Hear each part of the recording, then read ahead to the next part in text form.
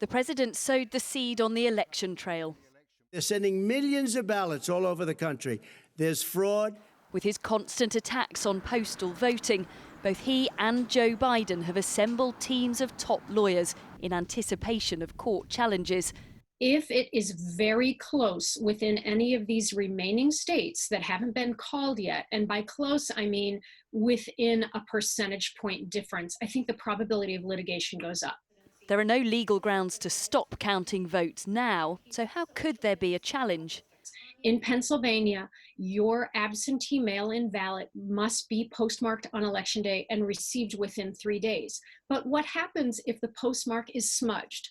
What happens if there is no postmark? These are the kinds of irregularities that would end up in court. There is precedent for the courts getting involved. 20 years ago in Florida, there were just hundreds of votes between the candidates. But one man who had a front row seat says 2020 feels different. The thing about 2000 was that it was all confined within one state, namely Florida. And I have to say the context was much less hostile and ideological and tribal. And so when the Supreme Court went against Al Gore, he gracefully, I have to say very gracefully, withdrew, and it handed victory to George W. Bush. I don't think anyone's going to be graceful 20 years later.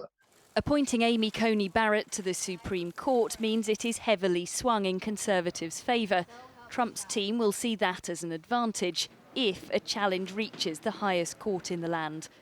It's too soon to say, but it's clear it's not just America's political future at stake, but its democratic reputation too. Tessa Chapman, 5 News.